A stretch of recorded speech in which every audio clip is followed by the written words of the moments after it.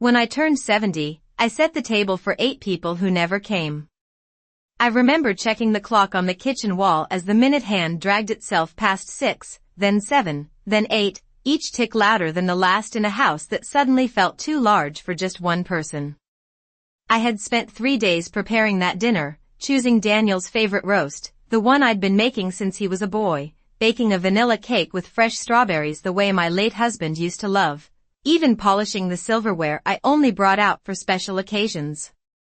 The dining room looked perfect, the kind of scene you'd expect to be filled with laughter, overlapping voices, someone asking for more gravy, someone else reaching across the table without asking. Instead, there was only silence, thick and unmoving, pressing in from every corner. I told myself they were running late, that traffic outside Cleveland could be unpredictable, that maybe Vanessa had planned some small surprise and they were all in on it together. I gave them 30 more minutes, then another 15, long enough for the candles to burn low and the edges of the roast to cool under the kitchen light. When my phone finally lit up, I felt a brief, foolish rush of relief, but it wasn't a call. It was a notification. Vanessa had posted a photo. I opened it without thinking, my hands still dusted with flour, and there they were, my son, my daughter-in-law, my grandson Mason, standing on the deck of a cruise ship, the ocean stretched out behind them in that bright, endless blue you only see in vacation ads. Daniel had his arm around Vanessa, and Mason was grinning between them, sun on his face, wind catching his hair. The caption read, "Family time where it matters most." I stared at the screen longer than I should have, longer than any reasonable person would, trying to understand how a day I had circled on my calendar for months had turned into something I hadn't even been told about. No message explaining, no apology, no last-minute change of plans. Just that photo, clean and deliberate, like proof that I had been left out on purpose. I set my phone down carefully beside the untouched plates and looked around the room I had spent decades filling with memories, suddenly aware of how quiet it had become in the years since my husband passed, how easily space opens up when people stop showing up. I didn't cry. I didn't call. I didn't even blow out the candles right away. I just stood there, listening to the faint hum of the refrigerator and the soft crackle of the wicks as they burned lower and lower. Then I reached over, pinched each flame out one by one, and started clearing the table, stacking plates that no one had used, wrapping food that no one had tasted, moving slowly, methodically, as if I were following a routine I'd practiced 100 times before. By the time I placed the cake in the refrigerator, I already knew something I hadn't allowed myself to admit until that moment. This wasn't the first time I had been forgotten. It was just the first time it had been so easy to prove. And as I wiped down the counter and turned off the kitchen light, I realized that I wasn't wondering anymore why my family had left me behind. I was wondering what Vanessa had been hiding all along. I woke up the next morning to the same quiet that had followed me to bed, the kind that settles into the walls and lingers long after the moment that caused it has passed. The cake was still in the refrigerator, untouched, the strawberries beginning to soften at the edges, and for a second I considered throwing it away, but instead I cut a single slice and placed it on a plate, setting it at the same seat I had planned for myself the night before. I sat down and took a bite, not because I was hungry, but because it felt wrong to let all that effort disappear without being acknowledged, even if I was the only one left to do it. My phone remained silent on the counter, no missed calls, no follow-up messages, nothing that suggested anyone had even realized what they had done.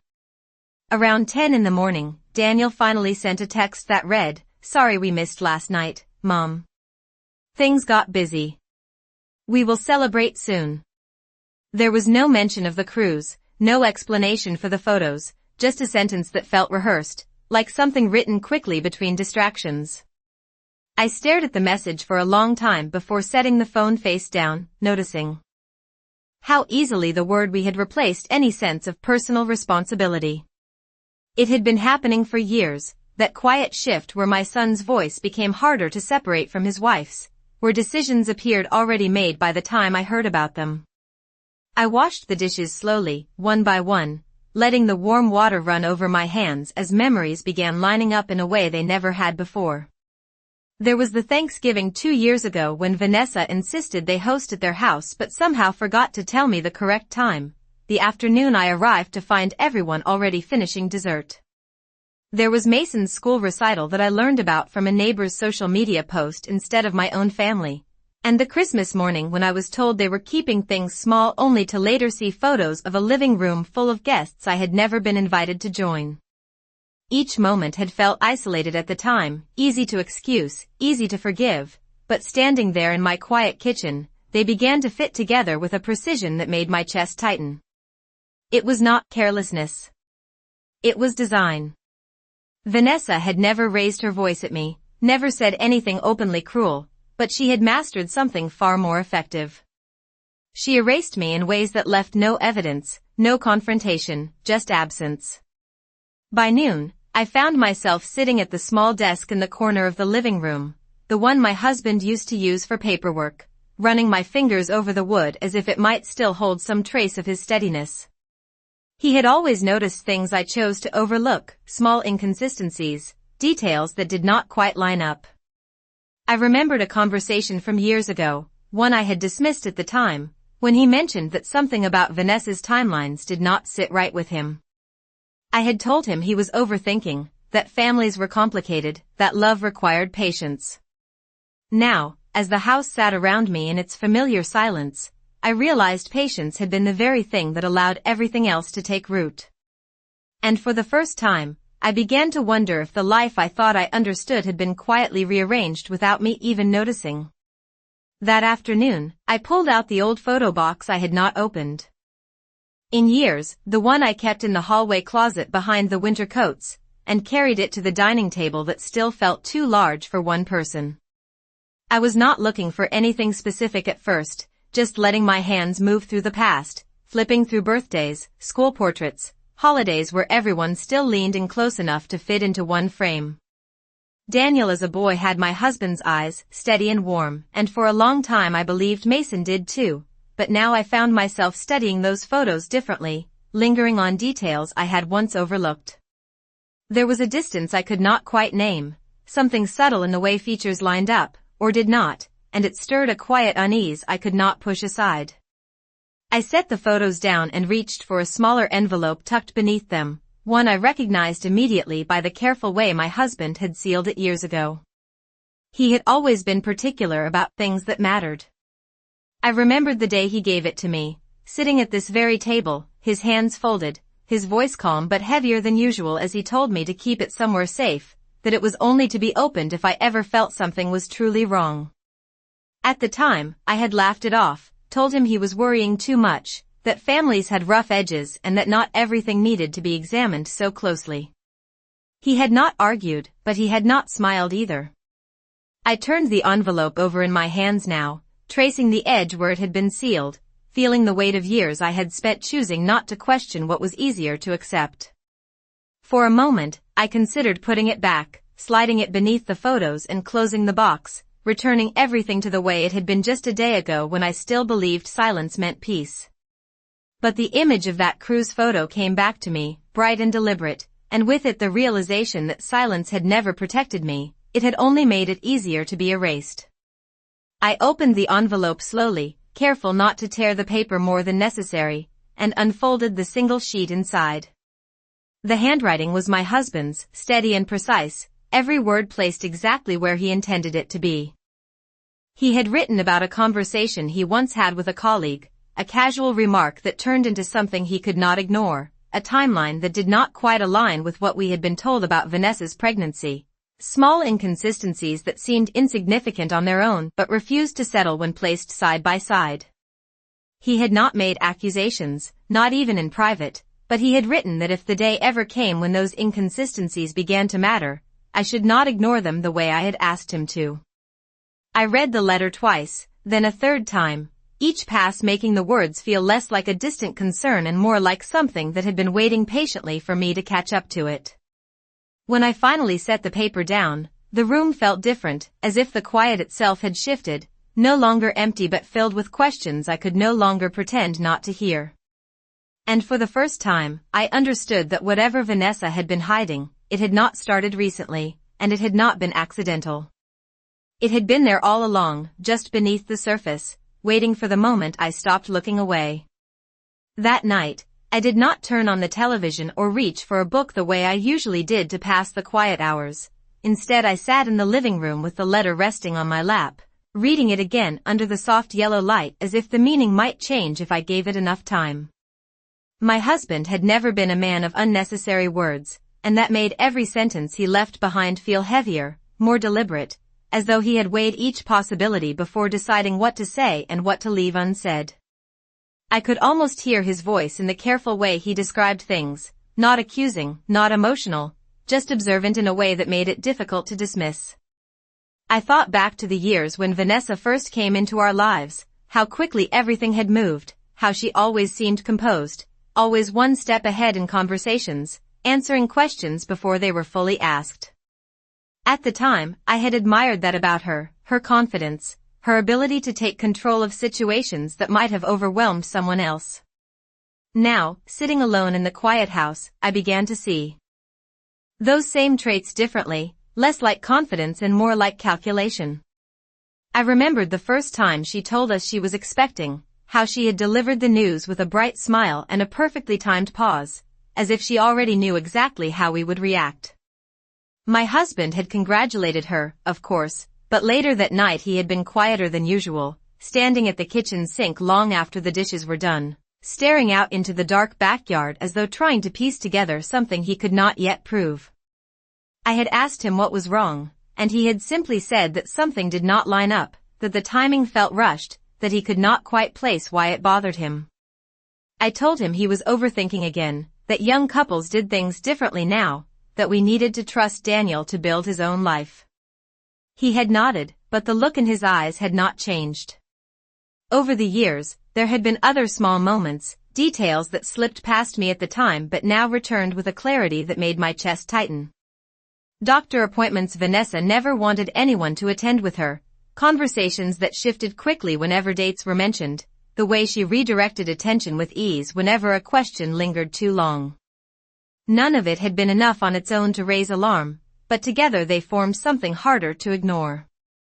I realized then that my husband had not been trying to create doubt, he had been trying to leave me a map, something I could follow if the day ever came when I needed to see what he had already begun to suspect. And that day had come quietly, without warning, not through a dramatic confrontation but through something as simple as an empty table and a photograph on a screen. I folded the letter carefully and placed it back on the table, my hand steady in a way that surprised me, as if a part of me had already moved past the initial shock and into something colder, more focused. For years, I had chosen peace over questions, believing that keeping the family intact was more important than understanding every detail beneath the surface. But peace built on silence was not peace at all, and now that silence had been broken in the most undeniable way, I knew I could not return to the version of myself who had been willing to look away.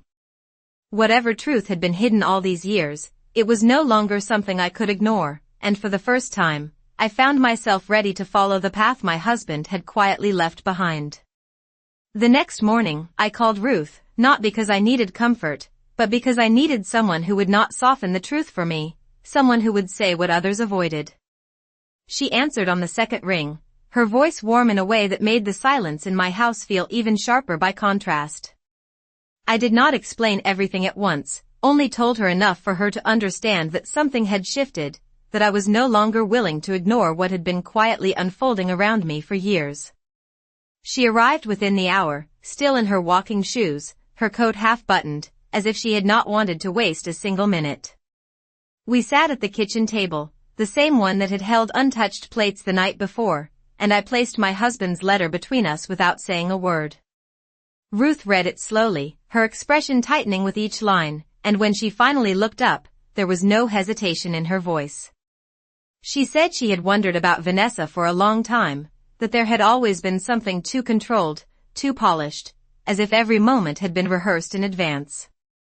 I felt a strange sense of relief hearing someone else say it out loud, not because it made the situation easier, but because it confirmed that I had not imagined the patterns now forming so clearly in my mind. Ruth leaned back in her chair and asked me what I planned to do, and for a moment I realized I had not fully answered that question for myself. I did not want drama, I did not want to tear my son's life apart, but I could no longer pretend that everything was as it should be. I told her I needed facts, something solid that could not be explained away or dismissed as misunderstanding. She nodded, as if she had been waiting for that answer, and then she mentioned something I had not considered, something that made the room feel suddenly smaller. She reminded me of a conversation from years ago, one I had barely registered at the time, about a clinic Vanessa had visited during her pregnancy, a place known for handling sensitive cases quietly. It had been mentioned in passing, wrapped in casual conversation, but Ruth had remembered because it had not quite fit with the story Vanessa had shared with the rest of us. The more we talked, the more small details began to surface, each one insignificant on its own, but together forming a pattern that was impossible to ignore. Appointment dates that did not match, explanations that shifted depending on who was asking, a level of secrecy that went beyond what most people would consider normal. I could feel the weight of those details settling into place, not as accusations, but as pieces of something unfinished. When Ruth finally stood to leave, she placed her hand over mine and said something simple, something that stayed with me long after the door closed behind her. She said that truth does not destroy families, lies do, and that whatever I chose to uncover, I deserved to know it fully, without apology. After she left, I remained at the table, my husband's letter in front of me, Ruth's words echoing quietly in the stillness.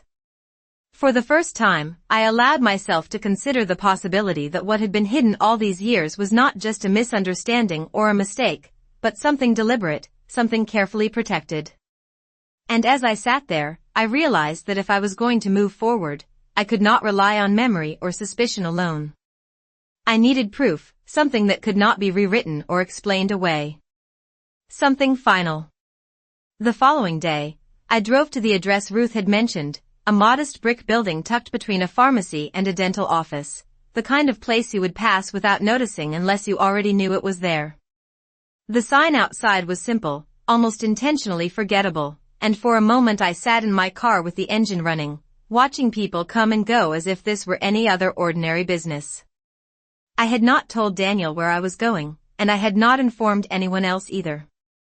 This was something I needed to do quietly, not out of secrecy, but because I understood now that truth had a way of changing shape once too many voices got involved.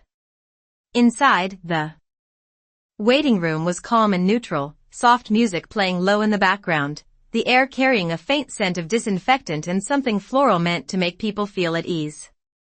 I approached the front desk and gave my name, my voice steady in a way that surprised me, as if the decision had already been made long before I walked through the door.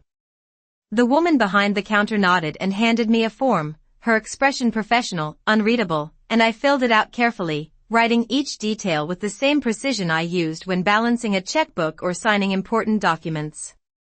There was something grounding about the process, about reducing years of doubt and quiet suspicion into clear, direct questions that required clear, direct answers.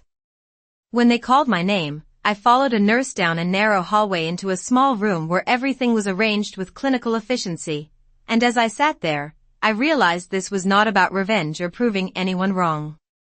It was about removing uncertainty, about replacing all the moments I had dismissed with something that could not be reshaped or explained away.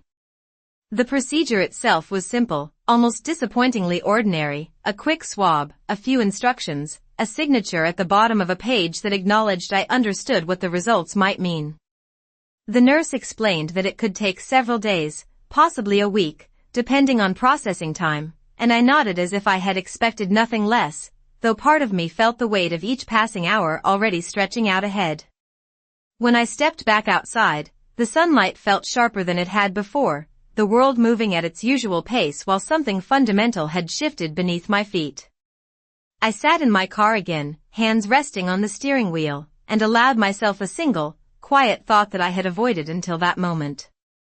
I did not want to be right. I did not want my husband's concerns to be justified, or Ruth's suspicions to take shape in something real. I wanted to go back to the version of my life where silence meant safety and questions could be set aside without consequence. But as I started the engine and pulled out into the street, I knew that version no longer existed. Whatever the results would show, they would not create a new reality, they would simply reveal the one that had been there all along, waiting for me to stop looking away. The days that followed moved slowly, not because time had changed, but because I had begun to notice it in a way I never had before, each hour stretching just enough to make me aware of its passing. I kept myself busy in small, deliberate ways, wiping down counters that were already clean, reorganizing drawers that did not need organizing, anything to keep my hands occupied while my mind circled the same quiet question.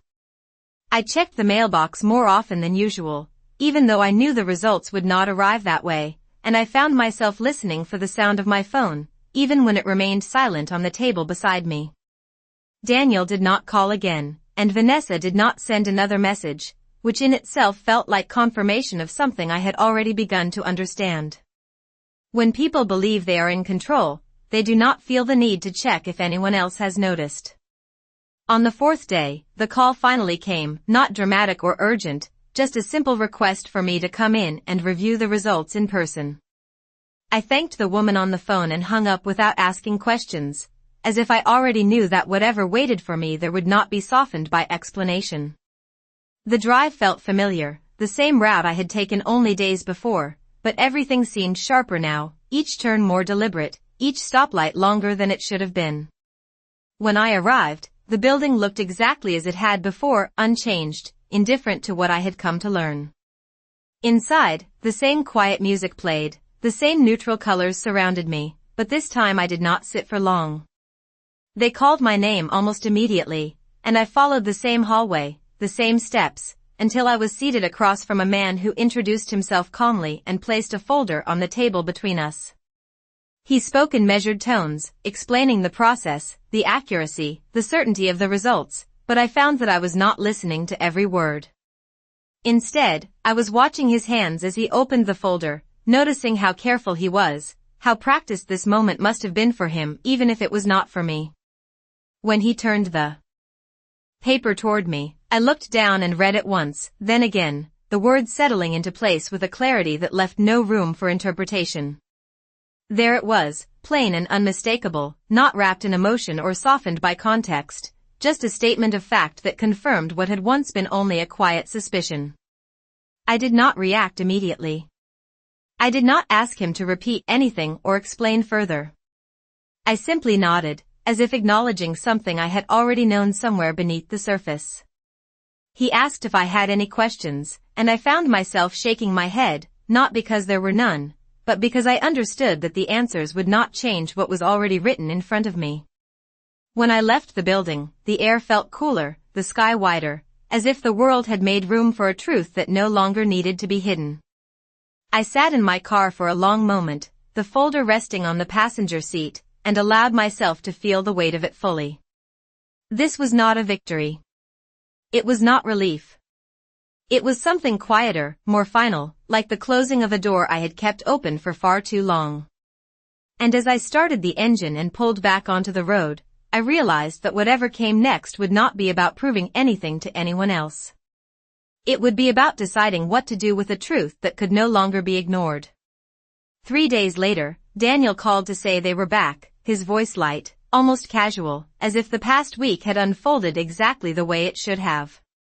He mentioned the weather on the cruise, how Mason had loved the pool, how Vanessa had found a small shop she adored, and I listened without interrupting, noting how easily he spoke around the absence of any mention of my birthday. When he finally paused, I told him I would like to have them over for dinner on Sunday, the same tone I had used for years, calm and familiar, leaving no space for suspicion. He agreed immediately, almost relieved, and I could hear Vanessa's voice faintly in the background, asking what I had said, her tone bright, controlled, exactly as I remembered. I spent the next 2 days preparing, not with the same hopeful energy as before, but with a quiet precision that felt different, more intentional. I chose the same dishes, the same table settings, even the same arrangement of chairs, as if recreating the scene from my birthday, only this time there would be no waiting, no uncertainty about who would walk through the door. On Sunday afternoon, I dressed carefully, selecting a soft gray sweater and a pair of slacks my husband had always said suited me, and when I looked at my reflection, I did not see the woman who had stood alone beside a table set for 8. I saw someone who understood exactly where she stood. They arrived 10 minutes late, Daniel carrying a bottle of wine, Vanessa stepping in behind him with a smile that did not quite reach her eyes, Mason trailing close, already talking about something he had seen on the ship. The house filled with the sound of their voices, familiar and distant at the same time, and for a moment it almost felt like any other Sunday, the kind I had once taken for granted.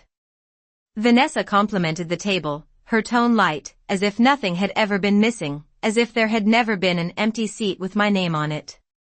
Daniel avoided my eyes for longer than usual, focusing instead on helping Mason settle in, on opening the wine, on anything that did not require him to acknowledge what had been left unspoken between us.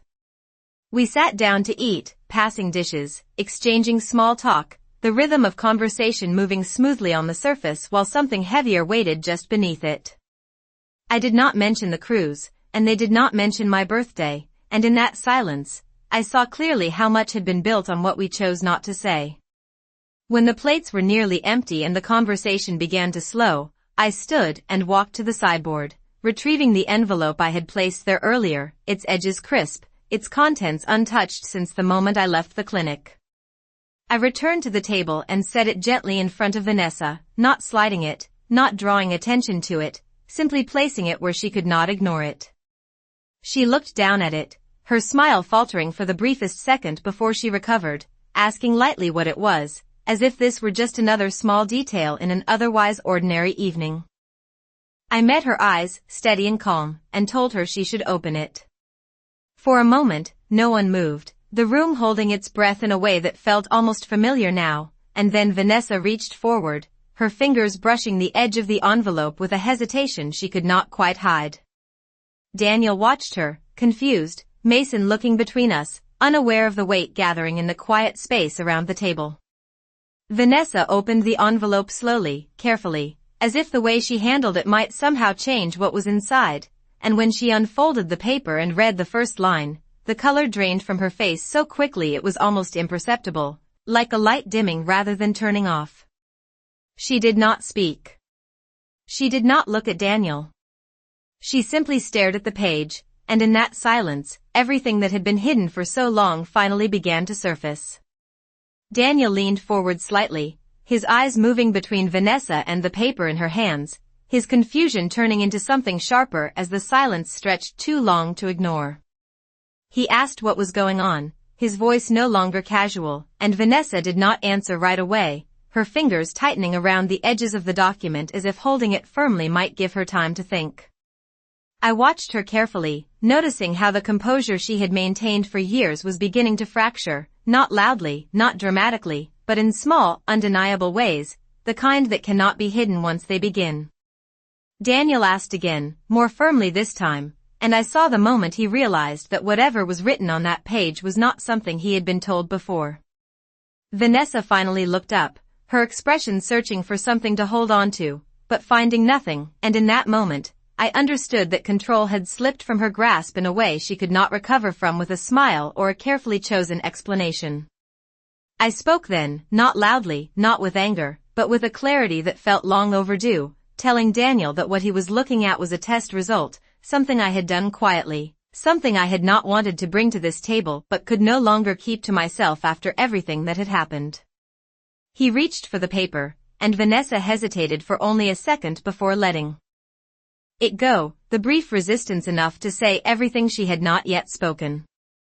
Daniel read it once, then again, his expression shifting slowly, as if his mind was trying to catch up with something his eyes had already understood.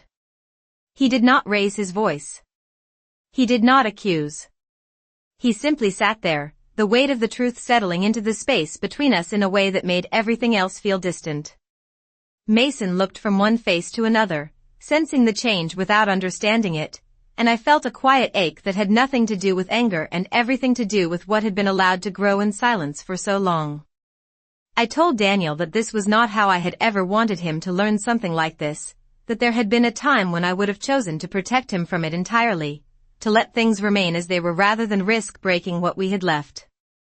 But that choice had been taken from me the moment I was no longer considered part of this family, the moment my place at the table became something optional, something that could be erased without explanation. Vanessa tried to speak then, her voice unsteady, offering fragments of explanation that did not quite form a whole, but I did not interrupt her and I did not respond. There was nothing she could say that would return things to the way they had been, and I had no interest in watching her try. Daniel set the paper down slowly, his hands still, his eyes fixed on a point I could not see, and I realized that whatever came next would not be decided in this room, not in this moment.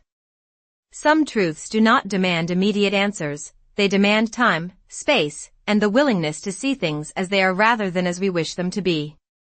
I stood then, gathering the plates from the table with the same steady movements I had used days before, but this time the silence felt different, no longer empty, no longer uncertain. It was filled with something final, something that did not need to be spoken aloud to be understood. And as I carried the dishes into the kitchen, I knew that I had not destroyed anything that had not already been broken. I had only refused to keep pretending that it was still whole.